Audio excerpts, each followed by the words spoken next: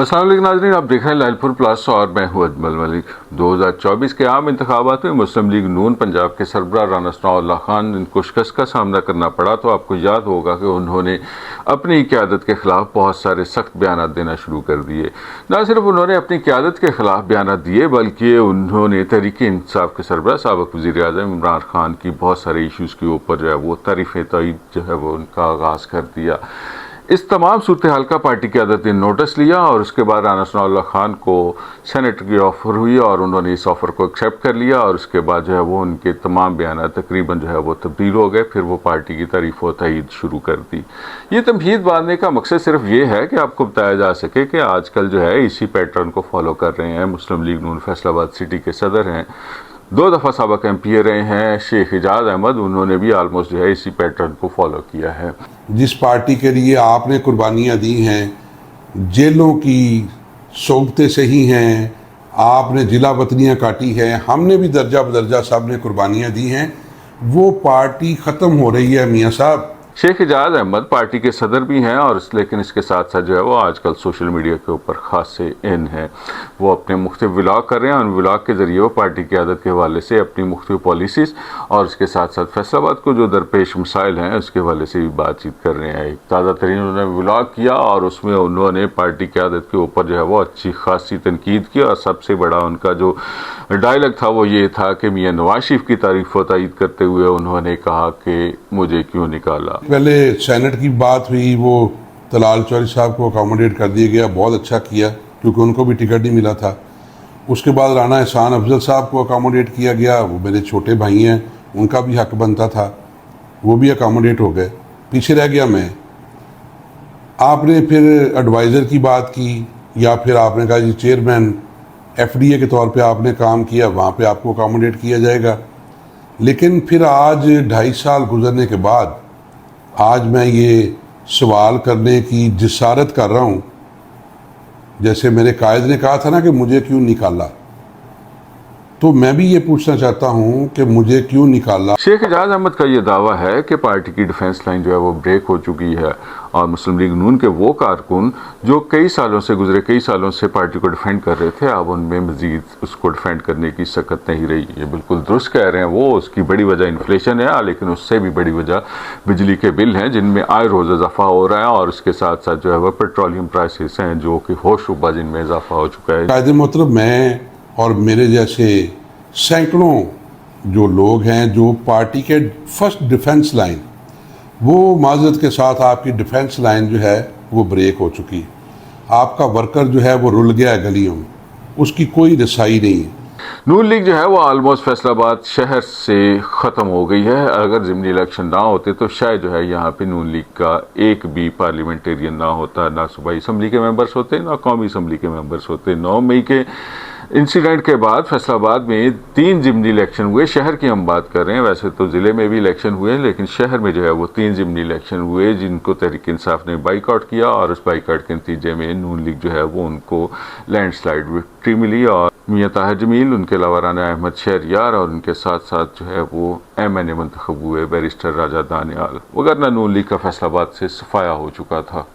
लेकिन इसके साथ शेख एजाज अहमद पार्टी से ये मुतालबा कर रहे हैं कि उनको जो वादा किया गया था उस वादे को पूरा किया जाए। मैंने अपनी ज़ात की भी बात करनी है कायदे मोहतरम, और मैंने शहबाज शरीफ साहब को जो वज़ीर आज़म पाकिस्तान हैं उनका वो हलफ, वो वादा भी याद करवाना है जो उन्होंने मेरे साथ किया था।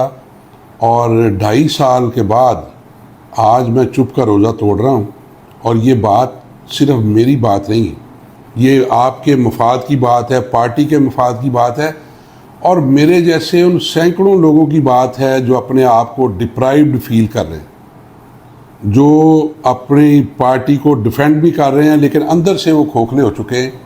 तो शेख साहब, आपको याद होगा कि ये शिकवे तो राव काशिफ रहीम के और जफ़र इकबाल नागरा के भी हैं जो ज़िला से कामयाब हुए, एक तहसील सदर से हैं, तहसील समुंदरी से हैं। इन लोगों ने उन हालात में पार्टी को सीट जीत के दी है जब तहरीक इंसाफ का हर तरफ तूती बोल रहा था, और अब जो है इनका ये शिकवा बजा है। और वो आपको याद है कि डीडीसी समेत बहुत सारे इजलास हैं जो डिस्ट्रिक्ट गवर्नमेंट करती है जिसमें वो शरीक नहीं हो रहे। ये उनका एहतजाज है, और एहतजाज का एक स्टाइल है। ज़ाहिर है कि पार्टी की आदत को पता है कि ये एहतजाज के ऊपर हैं, इसके बावजूद वो पार्टी के साथ खड़े हुए हैं। मैंने पार्टी नहीं छोड़ी। फिर शहबाज शरीफ साहब ने कहा आपने उस वक्त भी कुर्बानी दी, इस मरतबा भी जो है वो हमसे बड़ी ज़्यादती हो गई है। तो लेकिन ये मैं यानी अल्लाह को हाज़िर नाज़िर जान के आपसे वादा कर रहा हूँ कि जो ही गवर्नमेंट बनेगी आप दुआ करें तो इंशाअल्लाह ताला आपको जो है वो लाजमी हम अकोमोडेट करेंगे। आप हमारे हीरे हैं आप, वगैरह वगैरह। शेख एजाज अहमद ने एक बात बिल्कुल दुरुस्त की कि पार्टी का हुजूम मुसलसल सुकड़ रहा है, और ये इसमें इस वजह से सदाकत है कि शेख एजाज जो है वो 2008 से पार्टी के सदर हैं, और 2008 के बाद जो है वो मुल्क में 2013 में आम इंतखाबात हुए, 2018 में हुए, उसके बाद 2024 में हुए। 2013 में फैसलाबाद शहर के वाले से हम बात करते हैं। यहाँ से मियाँ अब्दुल मनान कामयाब हुए जो कि ज़िमनी इलेक्शन में जीते, उसके बाद आबद शेर अली कामयाब हुए, उसके बाद यहाँ से हाजी अकरम अंसारी कामयाब हुए, और राना मोहम्मद अफजल कामयाब हुए। और इसके साथ साथ तकरीबन फैसलाबाद शहर से तमाम एमपी जो हैं वो नून लीग के जीत गए थे। और 2018 में सिनेरियो बिल्कुल जो है वो चेंज हो गया। 2018 में फैजुल्लाह का मौका पीटीआई से कामयाब हो गए, और फ़रख हबीब जीत गए। उसके बाद जो है वो शेख खुरम शहजाद जीत गए, और 2018 में राजा रियाज जो है वो पीटीआई में होते थे वो भी जीत गए। इसके अलावा तहरीक इंसाफ जो है फैसलाबाद शहर से कुछ 4-5 एमपीएस की सीटें भी लेगी। और बंदे कहेंगे जी शेख साहब अपनी ज़ात का रोना रोते रहे, मैं पार्टी का रोना रो रहा हूँ। पार्टी को उसका हुजम सुकड़ते देख के उसकी पब्लिक में जो पजीराई नहीं हो रही उसके ऊपर मेरे जैसे वर्कर का दिल कुड़ता है। और मैं ये दिल की बातें कर रहा हूँ आपके साथ। अगर मुझे नहीं बनाना ना बनाएं, वो बाकी तो किसी को बना दें। चलिए 2024 की अब बात कर लेते हैं। आप तो इस पार्टी के सदर हैं 2008 से। 2024 में मुस्लिम लीग नून के साथ फैसलाबाद शहर में क्या हुआ? तहरीक इंसाफ ने कौमी और सूबाई असम्बली तमाम हलकों से जो है वो मुस्लिम लीग नून का सफाया कर दिया। 2024 में ऐसे ऐसे नए चेहरे पीटीआई ने इंट्रोड्यूस करवाए जिन्होंने मुस्लिम लीग नून के बड़े तगड़े जो पहलवान हैं उनको गिरा दिया। जैसे कि राना आतिफ पहली दफ़ा इलेक्शन में उतरे और वो जीत गए। उन्होंने मुस्लिम लीग नून के मियां इरफान अनमनान को शिकस्त दी। उसके बाद चंगेज़ खान खाकड़ हैं, उनका तो शायद पीटीआई में एंट्री ही उस वक्त हुई जब उन्होंने तहरीक इंसाफ का टिकट हासिल किया। उन्होंने नून लीग के एक बड़े रहनुमा आबद शेर अली को शिकस्त दे दी। उसके बाद मियाँ अली सरफराज जो हैं वो उन्होंने कामयाबी हासिल कर ली। उन्होंने मुस्लिम लीग नून के बड़े तगड़े पहलवान जो हैं हाजी अकरम अंसारी उनको शिकस्त दे दी। और फिर साहबजादा हामिद रज़ा चेयरमैन सुन्नी इत्तेहाद कौंसिल हैं और वो जीत गए। उन्होंने नून लीग के बैरिस्टर राजा दानियाल को शिकस्त दी। इसी तरह फैसलाबाद शहर से कितने बड़े नाम हैं जिनमें सदाबहार एमपी हैं, जिनमें मियाँ ताहा जमील है, फ़कीर हुसैन डोगर हैं, उसके अलावा ख्वाजा रिजवान हैं, राना शहरयार हैं, उसके बाद मलक रज़ाक हैं, हामिद रशीद हैं, मुन्ने खान हैं, राना अली अब्बास हैं, इसके अलावा शेख यूसुफ हैं। कितने कितने बड़े नाम हैं जो मुस्लिम लीग नून के, वो सारे हार गए। इसकी 2024 के इलेक्शन में तो बल्कि इस तरह हुआ कि सिर्फ उन्हीं रहनुमाओं की, मुस्लिम लीग नून के रहनुमाओं की इज्जत बची है जिनको टिकट नहीं मिला। और बहुत सारे लोग खुशकिस्मत हैं कि उनको टिकट नहीं मिला या पार्टी ने उनको टिकट दे के वापस ले लिया।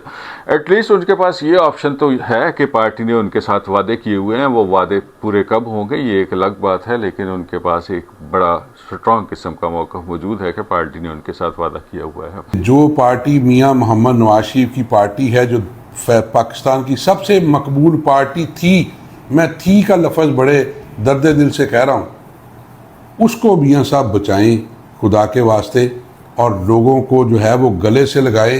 लोग दूर होते जा रहे हैं, और जब गैप आ जाए पार्टी लीडरशिप में और उसके वर्करों में, वो डिफेंस लाइन ब्रेक हो जाए तो फिर पार्टियां नहीं बचा करती।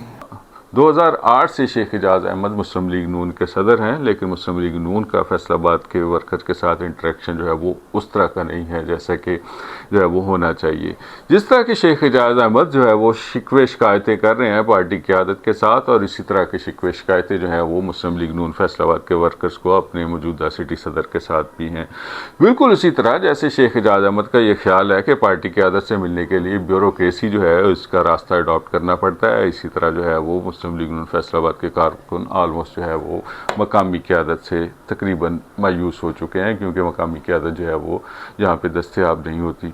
2024 में शायद आखिरी दफ़ा इजलास हुआ था मुस्लिम लीग नून का, और मुस्लिम लीग नून के पास अपना ऑफिस भी नहीं है। मैंने फैसलाबाद की एक मीटिंग में चीफ मिनिस्टर साहबा से कहा था कि खुदा के वास्ते कम अज़ कम अपने जो पार्टी के अहदेदार हैं जो आपने खुद बनाए हैं, या तो तंजीम ख़त्म कर दें या फिर उनकी इज्जत करें, इज्जत करवाएं। जब आपने 90 शारा पे जाना होता है, आपने 8 क्लब जाना होता है, तो हमें फिर किसी अपने ब्यूरोक्रेट दोस्त को फ़ोन करना पड़ता है कि जी मैं शेख इजाज़ हूँ, ज़रा गेट पे कह दें। मुस्लिम लीग नून की हालत अगर ख़राब हुई है तो उसमें बहुत सारे लोग जो हैं वो इक्वली रिस्पॉन्सिबल हैं, लेकिन ये एक अलहदा बात है कि पार्टियां जब दावा करती हैं कि पार्टियों में जमहूरियत है तो कोई जमहूरियत नहीं होती।